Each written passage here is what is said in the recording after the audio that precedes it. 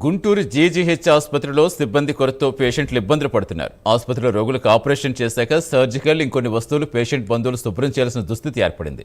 ఇప్పుడు ఆ visual social మీడియాలో చక్కర్లు కొడుతున్నాయి.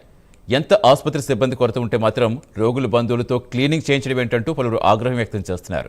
ఇలాంటి దుస్థితిలో జీజీహెచ్ ఉంటుంది దారుణమన్నారు. ఈ వ్యవహారంతో జీజీహెచ్ పరువు తీస్తారని కొందరు వాపోతున్నారు. ఈ ఘటనపై పూర్తి వివరాలు మా కరెస్పాండెంట్ రవికృష్ణ అందిస్తారు.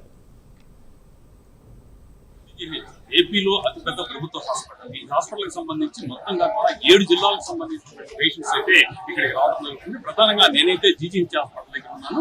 ఇక్కడ సిచ్యువేషన్ ఏ విధంగా ఉందంటే మొత్తం 7 జిల్లాలకు సంబంధించినటువంటి పేషెంట్స్ దగ్గర 4,000 మంది దాకా కూడా ఇక్కడ ప్రతిరోజు వస్తూ ఉంటారు. ఇది స్వతంత్రానికి ముందు నుంచే రిఫర్ హాస్పిటల్ అంటే ప్రధానంగా కూడా ఇక్కడికి క్రిటికల్ కేసులు ఏవైతే ఉంటాయో ఆ కేసులకు సంబంధించి వ్యక్తులను అయితే ఇక్కడికి తీసుకొస్తూ ఉంటారు. రాష్ట్ర వ్యాప్తంగా కూడా ఏది ఉమ్మడి తెలుగు రాష్ట్రాల్లో ఉన్నప్పుడు కూడా ఇక్కడికి పెద్ద ఎత్తున కూడా రిఫర్ హాస్పిటల్ గా ఉన్నటువంటి నేపథ్యంలో క్రిటికల్ కేసులన్నీ ఇక్కడికి వస్తున్నటువంటి పరిస్థితి అయితే ఉండేది.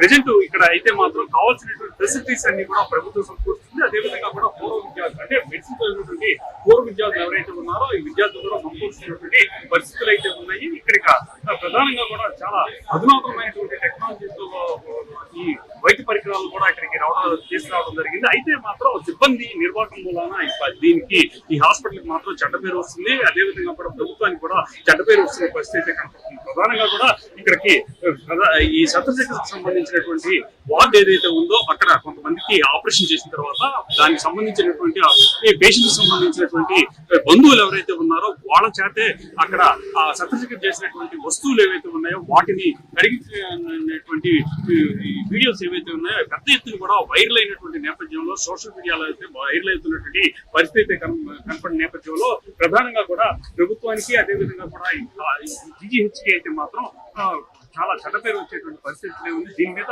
ప్రభుత్వం అయితే గట్టిగా చర్యలు తీసుకోవాలని చెప్పి ఇక్కడ ఉన్నటువంటి వ్యక్తులు అయితే కోరుతున్నటువంటి పరిస్థితులు అయితే కనపడుతున్నాయి. ఇక్కడ చూడొచ్చు మనం ప్రధానంగా కూడా ఇక్కడ అబ్జర్వ్ చేసినప్పుడు మాత్రం రిఫరెన్స్ హాస్పిటల్ కాబట్టి అదేవిధంగా ఇక్కడ నాట్కో సంస్థ అయితే మాత్రం పెద్ద క్యాన్సర్ ఇన్స్టిట్యూట్ నిర్మించింది. దానికి దగ్గర ఒక 50 కోట్ల రూపాయలు ఖర్చు చేశారు. నిన్నటి కాక మొన్న అయితే పెట్ స్కాన్ కి సంబంధించి 18 కోట్లతో పెట్ స్కాన్ కూడా ఏర్పాటు చేసినటువంటి పరిస్థితులు అయితే ఉన్నాయి. అదే విధంగా కూడా ఇక్కడ పూర్వ విద్యార్థులు కూడా 100 కోట్లతో ఇక్కడ శ్రీ సంక్షేమానికి సంబంధించినటువంటి బిల్డింగ్ అయితే మాత్రం అధునాతన సౌకర్యాలతో నిర్మించిన పరిస్థితి అయితే ఉంది. కానీ సిబ్బంది ప్రధానంగా కూడా ఇక్కడ సిబ్బంది ఎవరైతే ఉంటారో సిబ్బంది చేస్తున్నటువంటి నిర్వాహకాలు ఏవైతే ఉన్నాయో అవి మాత్రం చాలా యూజువల్ గా ఉన్నటువంటి పరిస్థితి కనపడుతుంది. ప్రధానంగా ఇక్కడికి వచ్చినటువంటి పేషెంట్స్ ఎవరైతే ఉంటారో వాళ్ళకి సంబంధించి పేషెంట్స్ తో పాటు ఉన్నటువంటి బంధువులు ఎవరైతే ఉన్నారో వాళ్ళ చేతనే ఈ శస్త్రచికిత్సకు సంబంధించినటువంటి పరికరాలు అడిగించడం అంటే ప్రధానంగా కూడా వాటిని స్టెరిలైజ్ చేయాలి. ఆ స్టెరిలైజ్ చేయాల్సిన బాధ్యత కూడా సిబ్బంది మీద ఉంటుంది. అలా లేకుండా చేయడం మాత్రం చాలా దారుణం అని చెప్పి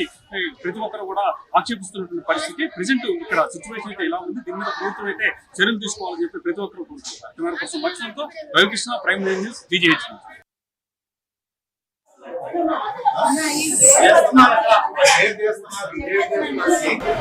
అండి ఎవరు మీరు? వాళ్ళ అమ్మాయిలే పద. ఎందుకు ఇది తీసుకెళ్తున్నారు? ఎందుకు అడగడానికి? ఎందుకు ఏం చెప్పారు? మన సమస్య చూసుకుందాం. ఏం చెప్పారు? కడిగి వాళ్ళకి అప్పు చెప్పమన్నారు. మీరు పేషెంట్ తాలూకానా? ఈ కడిగి అప్పు చెప్పమన్నారా? అదే